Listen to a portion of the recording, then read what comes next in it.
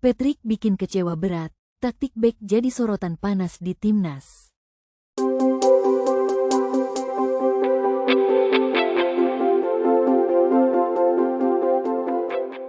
Guys, siapa di sini yang lagi panas dingin lihat performa Patrick belakangan ini?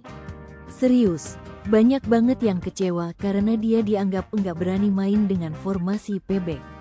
Padahal uji coba udah dikasih, tapi enggak ada perubahan yang berarti.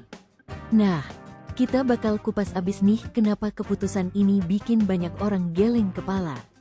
Jadi, stay tune sampai akhir, kasih pendapat kamu di kolom komentar, dan jangan lupa subscribe biar enggak ketinggalan update panas seputar timnas kesayangan kita.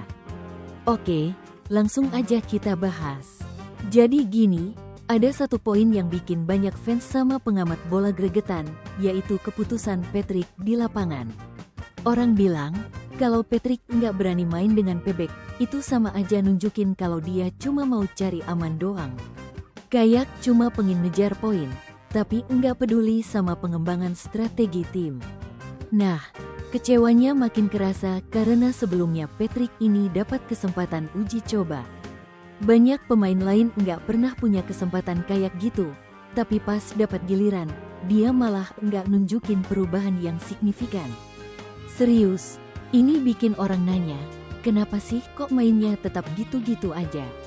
Kalau kita tarik ke belakang, sebenarnya banyak yang selama ini bela Patrick.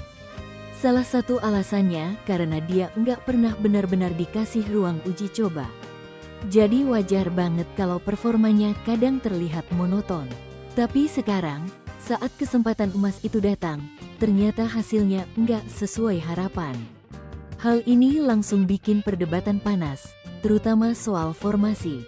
Banyak yang bilang kalau gaya main Patrick itu lebih cocok pakai 4 back. Bukan cuma omongan kosong, tapi udah ada perbandingan jelas.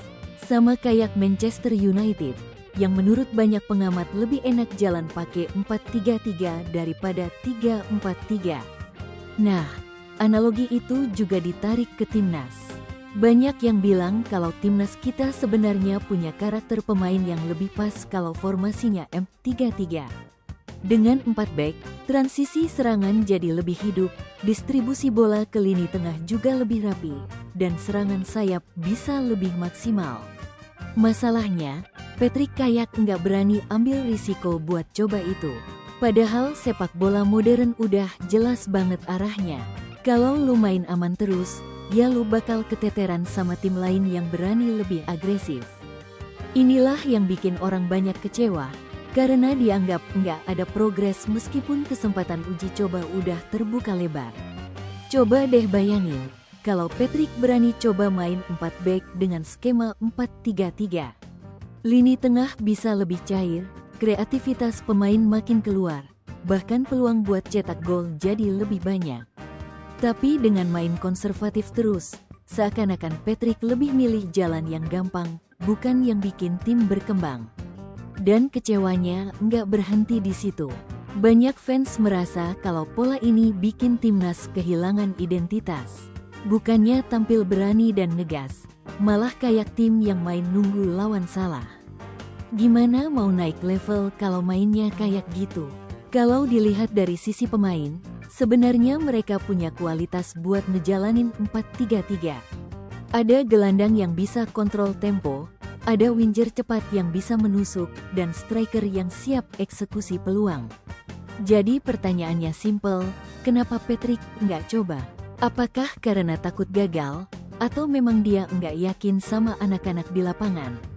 Bandingin sama tim besar lain, yang justru makin tajam setelah ganti formasi. Lihat aja beberapa tim Eropa, yang tadinya stagnan malah bangkit setelah coba formasi baru. Jadi bukannya nggak mungkin, tapi butuh keberanian buat ambil risiko. Di titik ini, wajar banget kalau ada kritik keras. Karena fans nggak cuma pengen lihat tim menang tipis, tapi juga pengen lihat progres nyata. Apalagi kalau ngomongin level timnas, ekspektasi orang udah pasti tinggi. Mereka pengen lihat permainan yang meyakinkan, bukan sekadar cari aman. Nah, kritik keras soal Patrick ini juga nyambung ke cara dia bangun mental tim. Kalau pelatih enggak berani coba hal baru, otomatis pemain juga bakal main dengan mindset hati-hati. Padahal, di sepak bola, mental itu nomor satu. Kalau mental takut salah lebih dominan, permainan jadi kaku dan gampang dibaca lawan. Beda cerita kalau Patrick berani ambil risiko. Tim bisa main lebih lepas, pemain punya kepercayaan diri lebih tinggi, dan chemistry di lapangan makin kuat. Sayangnya, keberanian itu belum kelihatan. Yang ada malah sebaliknya, keputusan yang bikin orang makin skeptis sama arah strategi yang dia pilih. Sekarang mari kita lihat dari sisi peluang ke depan. Kalau Patrick terus-terusan kekeh sama pola lama, risiko yang paling jelas adalah stagnasi. Timnas nggak bakal naik level, cuma jalan di tempat. Fans udah pasti makin vokal, bahkan bisa jadi tekanan dari publik makin berat. Tapi kalau dia mau berubah, masih ada harapan. Karena jujur aja, kualitas pemain Indonesia sekarang udah jauh lebih baik dibanding beberapa tahun lalu.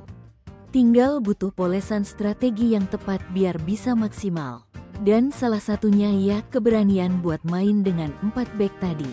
Ingat, dalam sepak bola modern, fleksibilitas taktik itu harga mati. Enggak ada tim besar yang survive kalau pelatihnya kaku dan enggak mau adaptasi. Jadi, pilihan ada di tangan Patrick. Mau tetap aman dengan risiko kritik makin deras, atau berani berubah dengan harapan timnas bisa tampil lebih segar. Intinya, kritik ini muncul bukan karena benci, tapi karena sayang. Fans pengin lihat timnas berkembang, pengin lihat pemain kita bisa unjuk gigi di level internasional. Dan semua itu butuh pelatih yang berani, bukan cuma cari aman. Kecewaan paling besar ke Patrick jelas soal keberaniannya dalam memilih formasi. Banyak orang bilang kalau dia tetap ngotot main dengan pola lama tanpa pebek, itu sama aja kayak main aman doang. Padahal publik berharap ada gebrakan baru setelah dia dikasih kesempatan uji coba. Uji coba ini dianggap momen emas buat nunjukin kalau Patrick bisa bawa tim ke level lebih tinggi. Tapi faktanya, enggak ada perubahan signifikan. Fans merasa kayak dibohongi karena udah lama nunggu momen itu, hasilnya gitu-gitu aja. Nah guys, itulah analisa soal Patrick dan drama formasi pebek yang bikin panas belakangan ini.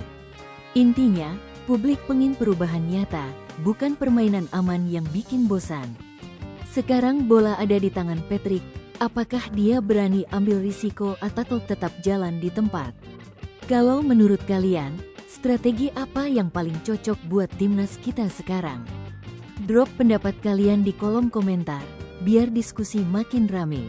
Jangan lupa juga subscribe biar kamu nggak ketinggalan update berita bola terbaru.